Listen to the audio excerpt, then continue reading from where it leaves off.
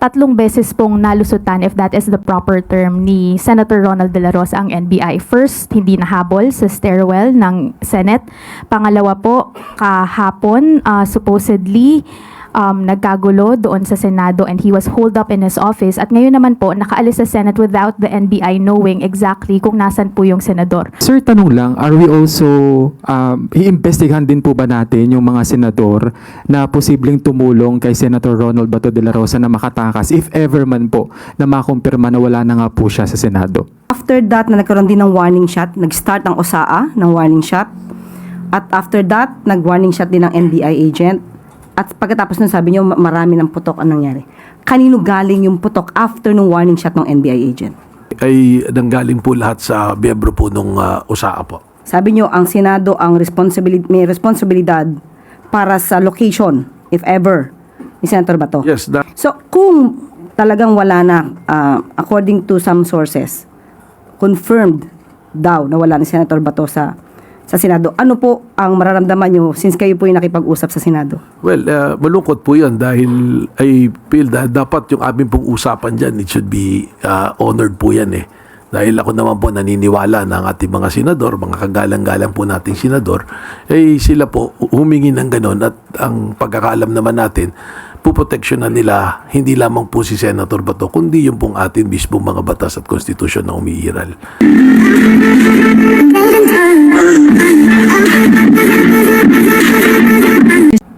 Ladies and gentlemen, the Palace Press Officer under Secretary Claire Castro. Magandang araw, Malacanang Press Corps. Ito po ang ating pahayag patungkol sa pangyayari sa Senado kagabi. Mga bandang alas 4 ng hapon kahapon, May 13, nagsagawa ng live stream si Senator Bato de la Rosa sa kanyang official Facebook account na umunoy aarestuhin siya. Sinundan ito ng mensahe ni Office of the Sergeant at Arms, Retired Police Major General Mau Aplaska sa media na may aarestuhin sa Senado. Ilang minuto pagkatapos nito, ang mga tauhan ng OSAA ay may nakita umanong NBI agents sa property ng GSIS. Ang Senate ay umuokupa sa ilang bahagi ng GSIS property. Isang bridge ang nag-uugnay sa opisina ng GSIS at opisina ng Senado. Ang susi upang mabuksan ang pintuan mula sa Senate papunta sa bridge na konektado sa GSIS ay hawak ng OSAA o Senado. Si GM Wick Veloso ng GSIS ay humingi ng assistance sa NBI para masecure ang kanilang premises. Ito po ay pinasinayaan ni NBI Director Atty. Matibag. Kaya nagpadala ng NBI agent sa GSIS premises bandang alas 6 ng gabi. Pinagbagyan ito ng NBI at sa puntong ito gusto nating linawin. Una, walang assault na ginawa ang NBI agents sa Senado. At pangalawa, walang operasyon ang NBI o PNP na arestuhin si Senator Bato. Pero bago nito, noong nakita ng OSAA na mayroong NBI agent sa GSIS, katabi ng Blue Guard, nakita na agad na naka-gear up ang OSAA. Nag-vest at naghanda sa isang operasyon. Pagdating sa bridge sa GSIS premises, tinanong ng OSAA ang NBI agent na nakaupo, lamang kasama nga ang isang Blue Guard ng GSIS. Nagpakilala na NBI agents at nung nagsabi sila ng kanilang pagkakakilanlan, agad nagpaputok ng warning shot si Sergeant at Arms Mau Aplaska. At dahil doon, napilitan ding magpaputok ng warning shot ang NBI agent. As of 11:09 a.m., several sources confirmed that the Senator Bato, is no longer in the Senate premises. But we are still getting official confirmation on the report. At para po mabigyan tayo ng detalye, makakasama po natin si NBI Director Attorney Melvin Matibag at PNP Chief General Jose Melencio Nartates Jr. Magandang umaga po sa inyo lahat. Magandang umaga. Maraming salamat po, Yusek Claire Castro, at magandang umaga po sa inyong lahat. Yung pong sinabinanggit ni Yusek Claire Castro was exactly what transpired during po nung araw na yan kahapon po. No? So, siguro po kung merong lang mga katanungan, I will be willing to address your questions po. Magandang umaga po sa atin lahat. Salamat sa pagkakataong ito. Nakikita nyo naman ang NBI Director at ang Philippine National Police na aking pinamumunuan. Magkatabi ngayon. And so, ito po yung ating iimbestigahan, lalong-lalo na yung nangyari kagabi, early morning last night. And so, we are coordinating such that we can go into the bottom of this case. And the personalities who are involved should be accounted and or fully investigated. Not only for the NBI, but of course, including the personalities, especially the security personnel at the building of the GSIS, as well as the GSIS building being occupied by the Senate Security, led by the Sergeant of Arms. Ang tanong mula kay Maricel Halili, TV5. Magandang umaga po. Sir, may we have more details about Senator Bato de la Rosa? Meron na po ba kayong nakuhang impormasyon na totoong nakalabas na siya ng Senate premises? Sino po yung kasama niya na nakalabas? Paano po siya nakaalis at nasaan po siya ngayon? Sino po ba? Well, gaya po ng sinabi ng ating pong Yusek Claire Castro, we have yet to validate kung ano po yung report. Baka maganda po sa Senate po natin itanong, sa Senado, sa Office of the SecGen, at po sa OSAA din po, dahil sila po ang makakakita talaga kung may actual po na paglabas o pag-alis po ni Senator Bato. Umaasa rin po kami sa aming mga nangarinig na balita at lumalabas po sa social media. But may we know kung ano po yung directives ni President Marcos when it comes to arresting Senator Bato? If you're referring po dun sa kahapon, wala naman, ang gaya po ng sinabi ko sa aking mga pahayag doon pa man, na wala pong instruction na arestuhin.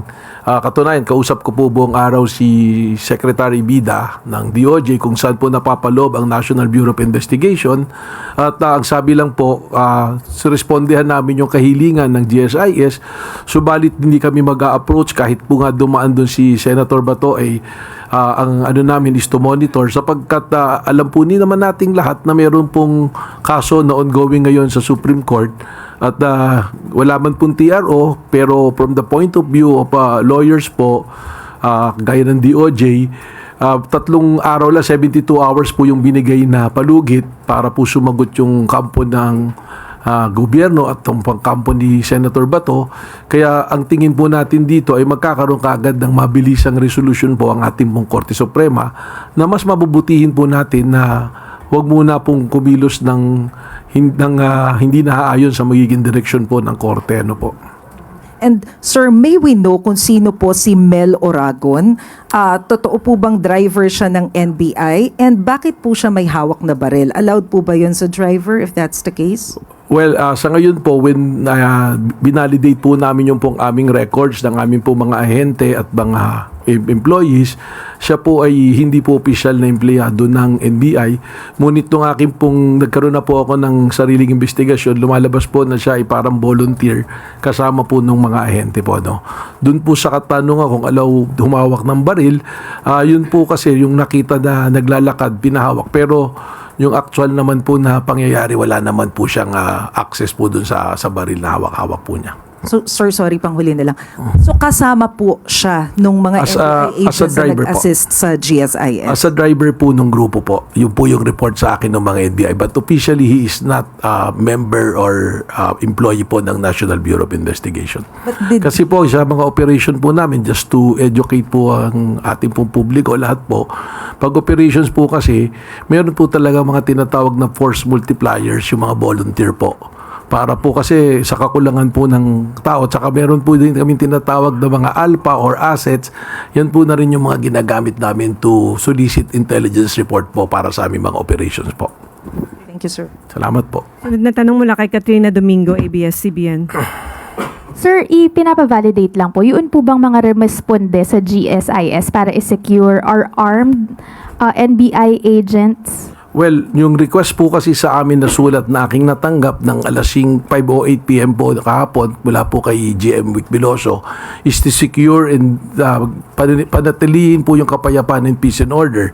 So pag may request pong ganon, talaga pong nakabihis naman po ng ano tawag dito, yung pong kanilang ordinary gear na ganyan, dala po talaga yung mga ganyan na arms. Ano po? Sir, bakit po may drilling involved? Can you categorically explain to the public bakit po may drilling involved? Nakita ko rin po yung video na yan at kung makikita nyo naman po, yung mga suot ng tao nagdi-drill, hindi naman po pang assault. Ang nagdi-drill po, tinatanggal po nila yung lock because the access from the Senate going to GSIS, yung susi po, ang report po sa akin ni GM Veloso is nandoon po sa Senate. Ang gusto po niya, isara po yung lugar na yon kasi nga po, labas-masok na raw po ang iba't ibang tao, hindi na po masecure yung lugar at yung mga employees. So yung primary concerns po niya. Kaya kung makita niyo po yung video, drilling tapos hinarangan po ng mga metal cabinet para hindi po madaanan na yung lugar po na yon. Sir, in a span of 3 days, 3 beses pong nalusutan, if that is the proper term, ni Senator Ronald De La Rosa ang NBI. First, hindi nahabol sa stairwell ng Senate. Pangalawa po, kahapon, supposedly, nagkagulo doon sa Senado and he was holed up in his office. At ngayon naman po, nakaalis sa Senate without the NBI knowing exactly kung nasan po yung senador. To what do you attribute these lapses Okay. or these discrepancies? Hindi naman po siguro lapses. Ano po, there's our operational requirement po. Number 1, yun dun po sa Senado nung hindi po siya na-aresto. Naikwento ko na po yan eh. Kaya ka po ako humihiling ng buong kopya ng CCTV mula nung dumating siya sa parking kung kanino siya nakasakay na sasakyan hanggang sa pumasok. Dahil lang nakita na lang po nating video, yung takbuhan na lang yung habulan. Hindi po naipakita ron na magsiserve na ng warrant, kakausapin na po si Senator Bato, tinakel niya po yung babaeng ahente. Kaya po nagkaroon ng takbuhan. At nung nagdeklara po ang Senado na protective custody nila si Senator Bato, minabuti po namin na irespeto yung sinabi na yun ng Senado sapagkat ang respeto po natin sa co-equal branch po na executive ay nandoon. Yung pong mga issue ng legal na wala namang ganong basihan, hindi na po natin po napag-uusapan. Kaya naman, nung dumating na po sa korte, na-validate naman din po yung naging desisyon ng NBI na wag pong arestuhin si Senator Bato. Ito naman pong pangalawa, ganoon na rin po yun, karugtong na meron pong pending na kaso sa Supreme Court and the strict instruction is wag pong arestuhin. And at the same time, ang gusto po ng ating pong pamahalaan, i-maintain na yung peace and order. Mataas na po masyado yung po bang pagtatalo-talo, pag-aaway-away ng iba't ibang grupo. Ito naman po, hindi pa naman po validated kung talagang nakalis na po siya sa Senado at kung saan po nagpunta. Sir, ma'am, sorry, last on my end for this round.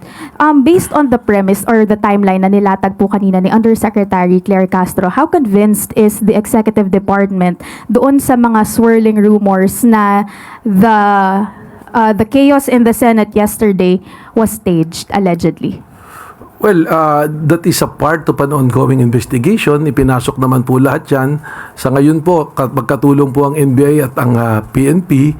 Re-reviewin po natin yung mga footages kung may mga CCTV at we will use po yung atin po mga forensic capabilities para malaman po natin kung ano po talaga yung nangyari. Ano po. Sunod na tanong mula kay Ivan Mayrina, GMA I address the question to the Chief PNP and the NBI Director. Sir, may we get a categorical answer related to sa tanong ni Katrina? Would you say that the incident at the Senate last night was staged for whatever reason? Kaya po nung sinabi ko, Sir Ivan, yan po ay bahagi pa ng ating ongoing investigation. Ang mapari lang po namin mailahad sa inyo, yung pong inilahad din ni Yuse Claire Castro na factual kung paano po nangyari. We'd rather not draw conclusion po sa isang ongoing investigation, but rest assured po that we have final result of the investigation ay papaalam po natin to sa publiko. Tama po yun. On the part of the Philippine National Police, katulad nung sinabi ko kanina, papasalamat ako, nandito ang ating Director NBI in as much as the Philippine National Police siya po ang nag-lead ng maglilid ng investigation dito. And of course we need to account kung sino ang may armas and or sino ang security forces na nandun. Of course meron tayong GSIS building security and nandyan na rin ang NBI na were requested to beef up the security at that building, as well as we have the GSIS building being occupied by the Senate. So tinitignan natin yon. The security are meron po tayong OSA security, meron tayong PSPG to beef up the security ng OSA. Actually nagdagdag pa nga ng 10 plus security coming from the PSPG. These are the for VIPs, especially our senators, and security na uniform coming from the armed forces, particularly the Philippine Marines. So one by one we are accounting them and accounting as well as the usual interview investigation. Nanguna na of course ang ating OSA and of course ang ating NBI nandito, and they will fully cooperate, especially in the usual investigation. And as of now, of course, there are about 20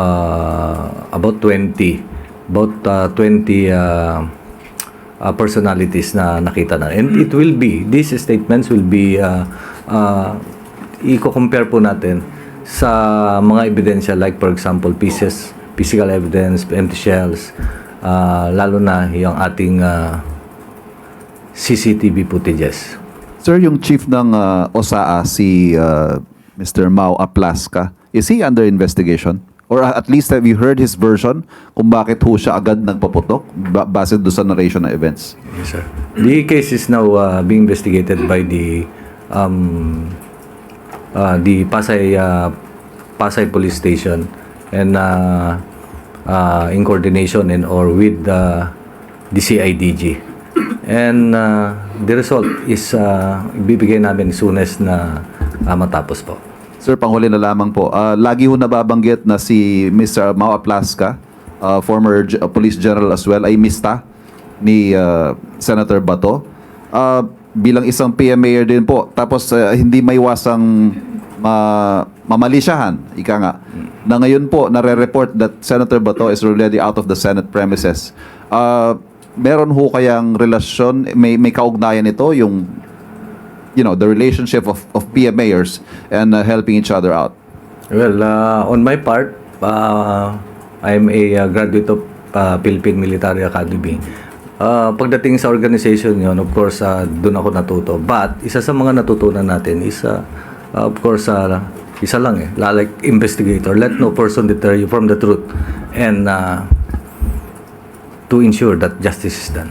Sir, And we will ensure that. Last na lang po kay Director Matibag. Sir, kahapon kagabi sa pahayag ng Pangulo, ang sabi niya, tinawagan niya agad kayo, tinanong niya, may NBI ba doon? Sinabi niyo po wala. Pero nabanggit niyo po ba sa kanya na nagpadala kayo ng tao sa GSIS? Well, malinaw po yun. I think the President is referring to the Senate grounds kasi ang pumasok naman pong ulat talaga, nagbarilan sa Senado. Hindi po ba narinig naman po nyo yun? Tapos sabi ko, nung tinanong ako, categorically... Isn't that an important bit of information, sir, that the President would have... I'm going there po, Sir Ivan, I'm just laying down the premises. Pasensya na po kayo, po. Ang sinabi ko nga, I'm sure na wala po tayong tao sa Senate premises, sa Senate building po. Pero nag-request po si GM Vic Veloso na magpadala po ng NBI. So, yun po yung nangyari. Meron po tayong mga NBI doon po sa GSIS. Yun po yung sinabi ko. At yung sinabi ko pa nga, yung pong ibang NBI natin ay nasa labas po lang. At wala pong mga dalang armas.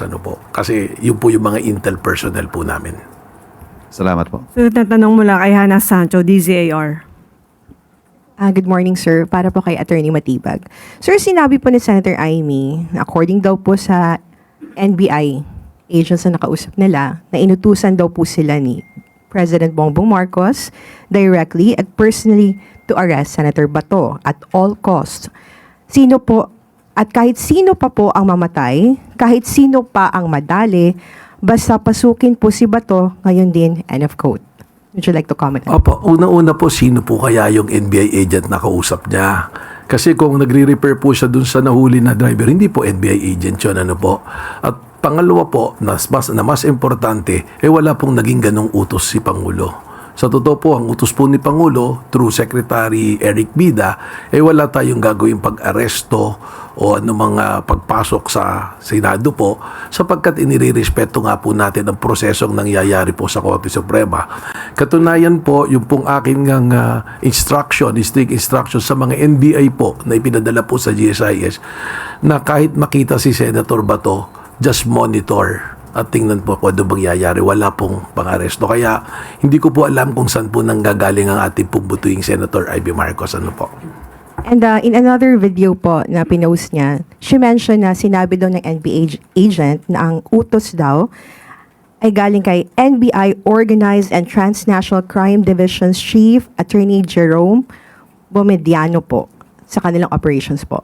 Well, unang-una po, si Jerome Villadiano is, yan po, I can confirm na he is a member of the Bureau. Pero wala nga po siya ron sa operation. Birthday po niya ng anak kahapon. At kami po, ang buong NBI family, nandoon po lang kami sa katabi ng opisina namin, na kami po nagkakaroon po ng planning, catch-up plan po, mula po kahapon hanggang bukas po ng Biyernes. Kaya mabuti po siguro si Senator Ivy po, tanungin natin at ipakita po ang ebidensya kung saan po nanggaling. Kami naman po sa Bureau, bukas po kami sa investigasyon. At katunayan, sinabi ko nga po kay General Natates, yung mga identify po na ating pong ahente na pumasok sa GSIS, ay amin pong isusumite sa isang malayang investigasyon po ng Philippine National Police po. Last question on my part, ma'am. This morning po, nag-post po si Senator Amy ng letter addressed to the President, and sinabi niya dito that in view of the serious allegations and without prejudging the outcome of any investigation, I respectfully urge the following officials to be temporarily relieved from their duties pending the completion of a full, impartial, and independent inquiry. NBI Director Attorney Melvin Matibag, NBI National Capital Region Chief Attorney Emeterio Dongalio Jr., and NBI Organized and Transnational Crimes Division Chief Attorney Bomediano po. Would you like to comment, sir? Well, that is the prerogative of the good senator. Pero tayo naman po, nagsisilbi po tayo sa pleasure po ng ating appointing authority at kung ano po yung mandatong ibinigay po sa atin. At ako naman po, nakasisiguro po kayo at nakita nyo naman, wala po namang pagkilos ang NBI na hindi po sumunod sa batas at sa proseso. So, yun lang po yung masasabi ko dyan. Sunod na tanong mula kay Harley Balvena, IBC 13. Hi, sirs. Sir, just in case ma-confirm natin na nakaalis na talaga si Bato sa Senado, ano po yung magiging immediate response natin? Magkakaroon ba tayo ng, sorry for the term, manhunt operation?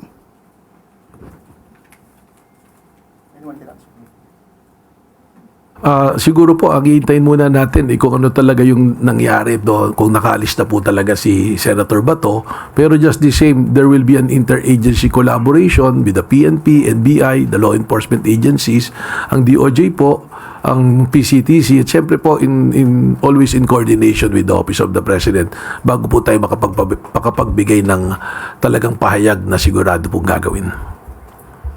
PNP Chief Natates. Sir, can the Philippine National Police under your leadership ensure that no special treatment will be given to Senator Ronald Bato del Rosa, who is a former PNP chief? Wala po tayong special treatment yan. We implement the law without fear or favor. And the Philippine National Police ay, of course, for any eventuality, arrest or whatsoever, we are always preparing ourselves para ma-improve ang ating operation and back up by strong collaboration with the concerned agencies, especially the Department of Justice in cases of warrant of arrest. And of course, in different law enforcement agencies. Okay, sunod na tanong mula kay Ivy Reyes, Bilyonaryo. Hi, good morning po, PNP Chief. From your professional experience and capacity as PNP Chief, how would you assess the direction of the gunshots? Kasi po yung direction ay medyo mataas, tapos sa glass door and it's just one location, sir. Okay. Mahirap mag-speculate, but of course, let's just wait for the result of the investigation. Lalong-lalo na we are counting more than hundreds of testimonies of witnesses, whether witnesses and or yung hindi involved doon na nakakita. And different physical evidence na nandun. And actually, hindi ko pa nakita yung kanilang yung ginawa ng SOCO. Meron silang reconstruction doon. Okay, so we'll update the media and the public about the result of this investigation. Director Matibag, may we know why the last-minute request of GSIS? Kasi 5 p.m. po nag-request, 6 p.m. po kayo dumating. What's the urgency po? Ma'am Ivy, no, it's a good question. Actually, nung Monday pa lang po, meron na po kaming presence doon, verbal communication po sa kanya. Tapos early on, verbal communication. But mas maganda, nagpadala na rin po siya ng sulat for our record purposes kasi nasa labas po ako ng opisina noon para po duman doon sa proper channeling po bago po makarating sa akin. Sunod na tanong mula kay Tuesday New, DCBB. Good afternoon, sirs. General Nartates, sir. How soon po na mailalabas at least yung initial result of investigation para maisubmit din nyo kay Presidente at malaman niya yung chronology of events? Yun po kasi yung mahalaga dito sa nangyaring ito dahil sa lumalabas na iba't ibang mga narratives. So, binigyan po ba kayo ng deadline ni Presidente para at least makakuha niya yung initial report? Okay. Sinabi ng ating Presidente, of course, pagka nag-iimbestiga ang isang law enforcement agency and especially in solution of a case, and in this case, an incident na nagkaroon ng exchange of gunfire or nakarinig ng gunfire kasi hindi natin masabi pa if there is an exchange of gunfire because pag sinabi mong exchange of gunfire ay nagkatutukan and or the bullets are geared towards you. So, yun ang tinitignan natin sa katulad ng sinabi ng ating kapatid dito na kung ang appreciation is staged ba or nagkaputukan na magkasakitan. So, we are doing that and I'm enforcing all the resources, necessary resources to speed up and resolve this incident. Thank you, sir. To Director Matibag. Sir, sabi nyo kanina, we have yet to verify kung nakaalis na nga ba talaga si Senator Bato sa premise ng Senado. With the presence of technology po ngayon, ini-expect po ng taong bayan na mabilis nyong mabe-verify yan. Pwede namang makipag-coordinate ka agad sa NAIA kasi may mga information din na sinasabi possibly baka makalabas ng bansa. So, how soon po natin na ma-verify itong information na ito? Well, today, unang-una natin tatanungin siyempre yung mga nandoon sa Senado. That's why I'm directing that the question should be addressed to probably the Secretary General of the Senate or the Sergeant of Arms of Senate. Kasi sabi mo nga yung technology, hindi po ba? So definitely there are CCTV footages na pwedeng makita po kung kumaalis po siya ron. Yun naman pong tanong tungkol sa MIA po, sa airport kung may mga dumaan doon, we will also follow that lead. So titingnan din po natin lahat yan. Ano po? And ito po ba ay malalaman sa loob ng araw na ito din? Palagay ko naman po. Kasi yung kung pagtatanong pa lang po doon sa Senado, baka hindi na po natin kailanganin yung mga technology. We just have to ask the Secretary General. Siguro po, kaya ko po binabanggit to, if you recall, sinabi po ng mga senador that Senator Bato is under their protective custody, di po ba? At yun po yung naging consideration ng NBI kung bakit hindi po namin ituloy yung paghuli. Meaning, nung sinabi mo pong under protective custody, meron po akong sinabing statement noon na sana pagkakailanganing iharap si Senator Bato sa isang mang korte o kung saan mang ahensya na kailangan siyang humarap, ang Senado po ang may karapatan o ibig sabihin sila yung may responsibilidad po na iharap po si Senator Bato. Thank you po. Sunod na tanong mula kay Christian Yusores, DZMM. Good morning, sirs. Were you able to attend po yung meeting with the President this morning? Sir Melvin and Sir Tartates. Opo, meron po kaming pagpupulong. Nagkaroon po ng pag-uulat sa nangyari po kahapon. And ano po yung mga may naging bilin po ba ang presidente or instructions moving forward after the incident last night? Meron po, siguraduhin ng investigasyon ay makatotohanan at parehas at lumabas kung sino talaga ang mga may pagkukulang at kung ano talaga ang may mga pananagutan at siguraduhin tawagin at pananagutin yung mga taong may dapat panagutan sa pangyayari pong ito. And then, one last na lang po. Dahil vine-verify pa natin kung talagang nakalabas na ng Senate si Senator Bato, just in case po na talagang na-verify natin na he's already out of the Senate premises, haharangin po ba ng authorities natin si Senator Bato just in case lalabas siya ng bansa or nasa mga exit point siya ng bansa? Pagkatapos po siguro nitong pagpupulong namin na to, we will call for our interagency coordination kasama po ang DOJ para po mas malinaw po na direksyon. Yung pong katanungan niyo, pasensya na po because baka beyond the pay grade po namin ni General Nartates ano po. Thank you. Sunod na tanong mula kay Rafi Ayeng, Daily Tribune. Hi sir, isa po sa mga tanong na tinatanong ng ating mga kababayan, can you identify po kung sino yung senador na allegedly nagsakay kay Senator Bato papasok ng Senate building?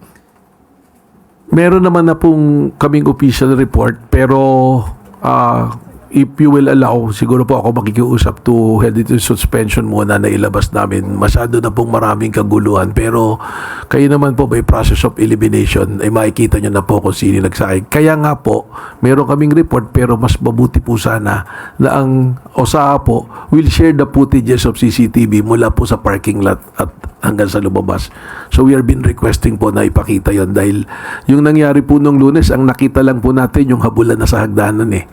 Yung pong pagpasok mula sa parking hanggang makarating doon sa hagdanan, hindi po natin nakikita. So baka pagka matanong din natin po sa Senado na baka pwedeng mabigyan po tayo ng kopya para makita natin kung kanino pong sasakyan na sumakay. Although narinig ko po may admission na si Senate President na sa kanya sumakay, well, mas maganda po talaga makita natin po yung CCTV ano po. And sir, yun nga, sa ginawang allegedly nga na pagtakas ni Senator Bato na sa Senado ngayon, ano po ang repercussion nun na para sa kanya? Kasi, di ba may warrant of arrest siya sa ICC, ano po kaya ang magiging repercussion nun sa kaso niya? Baka po yung katanungan, it's rather the DOJ will answer it. Although I'm a lawyer, yung aking pong sagot will not para magkaroon ng bearing po sa usapin dahil right now I'm here as the director of the NBI which is a law enforcement agency po. Thank you. Sunod na tanong mula kay Kenneth Pasyente, PTV4. Hi sirs, good morning po. Sir, tanong lang, are we also, iimbestigahan din po ba natin yung mga senador na posibleng tumulong kay Senator Ronald Bato de la Rosa na makatakas if ever man po na makumpirma na wala na nga po siya sa Senado? May mga records naman po lahat yan. And again, we will defer that decision to the Department of Justice ano po, because that is a legal issue. So salamat po. Sunod na tanong mula kay Maricar Sargan, Brigada. Sir, good morning. Balikan ko lang po ulit yung detalye doon po sa napaulat na putukan. Kasi nabanggit kanina ni Yuse Claire Castro na ang nagpaputok ay yung USAA after na kumprontahin ng NBI. Kumusta ho yung NBI agent ninyo, sir? And ano pa po yung dagdag na detalye regarding dito?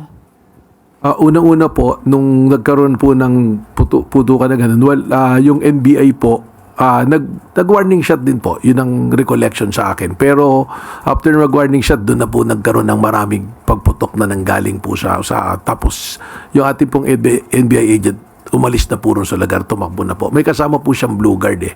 So pares na po silang umalis. Okay naman po, pero ako po ay holding him para po madala po namin sa NBI yung kanyang firearms, pati po siya para po magkaroon po ng maayos na investigasyon po ang PNP po. May information na po ba kung ilan yung shots? Ilang putok po ba yung... Yes, sabi po nung NBI, ang recollection niya parang 6 na warning shot yung kanyang pinaputok and yun po yung sinasabi niya. So, iimbestigahan din po ng PNP po yan. Thank you, sir. Huling tanong mula kay Eileen Taliping, Abante. Sir, good afternoon po. kung sakaling napatunayan na nakalabas na si Senator Bato sa Senado, may pananagutan ba ang mga senador, lalo na yung nag-commit ng protective custody sa kanya? Again, yan po ipoproseso po ng ating pong Department of Justice. They're the primary department to lead this. Pero ang sinasabi ko lang po, for my point of view, nung amin pong iniatras yung paghuli ng NBI, hindi po ibig sabihin na hindi na namin na-arrestoin. Pero ang ibig sabihin po nun, nirirespeto namin po yung sinabi ng Senado na under protective custody. As a lawyer, I will speak na pag sinabing under protective custody mo, ibig sabihin, ikaw ang responsable na ilabas yung tao pag hiningi po sa'yo. Yan Kaya po nga, yung mga nasa rules of court naman po yan. Ano po? Kaya nga sir, cargo mo pero nakawala sa'yo. So anong magiging repercussion yan kung sakali? Well, kung meron pong mga pagtatanong, paglilitis, then evidence pa rin po Magkakaroon pa rin po ng evidence. Medyo mahaba pa pong usapin na rin po yun. Ang nasasabi ko lang po ngayon, kung ano po yung nangyari na, yun po yung pwede nating masabi po. Thank you. Salamat Malacanang Press Corps. Balik sa iyo, Yusek Claire. Magkakaroon lamang po tayo ng karagdagang katanungan. Kanina po ay nabanggit at natanong sa inyo kung ilang putok at nabanggit niyo po ay mula sa NBI agent. So after that na nagkaroon din ng warning shot, nag-start ang OSAA ng warning shot at after that nag-warning shot din ng NBI agent at pagkatapos nun sabi niyo marami ng putok ang nangyari. Kanino galing yung putok after ng warning shot ng NBI agent? Sa ulat po sa akin ng aming ahente ay nanggaling po lahat sa miyembro po nung OSAA po. Marami po sila. Mga ilang putok po yung naitala sa kanilang pagkakaalala? Basta marami po. Hindi, mahirap po kasi sunod-sunod na po na putok yung nangyari based on the report po na binigay po sa akin. General Natates, meron po kayong info? Sa tingin ko po, not less than 30. But of course, we are investigating... Not less than 30? 30, sir? Not less than 30. Because it will be quantified dun sa CCTVs as well as empty shells that are recovered during the SOCO operation as well as yung mga naalis pa. Why? Because dun sa CCTV, makikita naman natin doon may nagpulot ba ng basyo. Hindi natin ma-account. So, we are fully accounting it. Sir, yung tinatanong kanina ni Ivy, yung putok ba ay galing sa, tama ba, yung direction? Oo. Galing ba from the Senate o galing from the GSIS premises? Okay. The barrier na nandun is pintuan, but close na yon. Yun yung kaninang nagsasabi ng drilling. Kaya dun sa pinto na yon is naglagay ng bolt. So, that is a fact. And then, hinarangan ng mga steel cabinets para hindi makapasok doon sa premises ng GSIS coming from the Senate and vice versa. And the other one is yung salamin. Beside that is an exit door going to the bridge, going to a canteen in GSIS. And of course, kakausapin natin ng GSIS and Senate. What is the purpose of this exit door going, a bridge going dun sa, malapit dun sa, is it a barrier? Ayan na mismo ba yung ating boundary? Kailangan mag-usap sila or kailangan imbestigahan sila kung nag-uusap ba sila. Is there an evacuation plan? Is there fire evacuation plan? And the purpose of this door at saka bridgeway. And beside that is the window. The window is hold with bullets. Okay, so hindi ko maano yung but initial appreciation of that is the bullets came from inside. Inside a Senate. Inside the Senate. Okay, thank you very much. Attorney Matibag, sabi niyo po, kinausap po kayo no May 11 regarding protective custody. Sino po ang nakausap tungkol sa protective custody? Yes, you're referring po siguro dun sa nangyari nung Monday. May 11, yes sir. Opo, nangyari po kasi noon, nung arestuhin namin, tapos 7:30 yata po yun, narinig ko na nag-motion si Senator Marcoleta na file ng resolution to put Senator Bato into protective custody. Nung narinig ko po yun, nagkonsulta po ako sa kila Secretary Bida na sinabi ko, siguro hindi na muna natin arestuhin in deference also and in respect to the Senate. Pero ang nangyari po, nung pinapo-pull out ko na po yung amin pong arresting team, yung pong binanggit na pangalan na gustong ipasuspinde, yung NCR po namin, hinarang po sila sa baba, gusto silang i-detain. So, minabuti ko po na tumawag kay kay SecGen Dong Mendoza para kausapin, mag-negotiate na total we're pulling out, baka naman pwede nang palabasin kami. So, ginawa ko po, pumasok po ako sa Senado expecting to talk to Senate President Alan Peter Cayetano. Nung pagpasok ko po sa pintuan, ando dun po si Senator Ivy, Senator Pia Cayetano, Senator Loren, Senator Mark Villar, Senator Marcoleta initially, tapos dumating po Senator Jinggoy and Senator Bongo. So, dun sabi ko, hindi na naman kami mag-aaresto. Ang purpose na lang po namin, palabasin yung mga ahente. So, nung una, yung po nilang pumayag. So, until nagkasundo po kami na to release them na ako po yung mamamahala at magkaroon kami ng parallel investigation sa nangyari.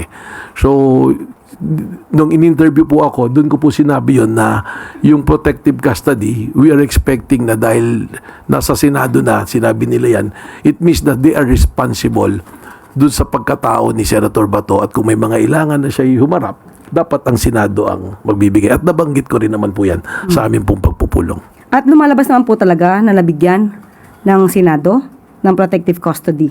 Well, opo, kaya nga po nandirito siguro at nagkagulo dahil ang iniisip nila yung aming pong ginagawang pag-secure ng GSIS premises at ng mga tao po roon, iniisip nila na huhulihin namin. Dahil gaya po ng sinasabi nyo, maaga pa lang, parang nung nalaman po nila na walang TRO na inisyong Supreme Court, ang naging thinking is uhulihin po si Senator Bato. So sa inyong pagkakaalam, since may protective custody, sabi nyo ang Senado ang may responsibilidad para sa location, if ever, ni Senator Bato. Yes, nabanggit ko po yan doon sa pagpupulong namin privado at the same time publicly ay sinabi rin po natin yan. So kung talagang wala na, according to some sources, confirmed daw na wala ni Senator Bato sa Senado, ano po ang mararamdaman nyo since kayo po yung nakipag-usap sa Senado? Well, malungkot po yan dahil I feel that dapat yung aming pong usapan dyan, it should be honored po yan eh.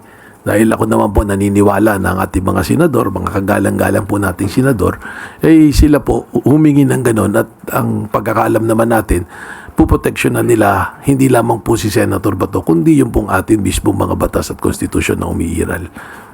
Katulad ng binanggit po ni Ivan, kung merong pagtingin yung ibang mga kababayan natin na mukhang stage ang commotion na ginawa para palabasin si Senator Bato, meron po ba kayong ganong naulinigan?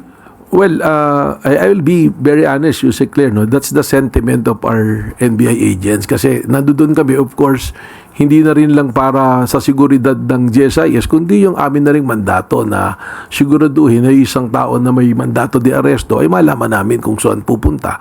Lalong-lalo na, nakita naman natin, 6 na buwan din nagtago mula nung nabalitang may warrant. So, isa na po sa aming tinitingnan yon.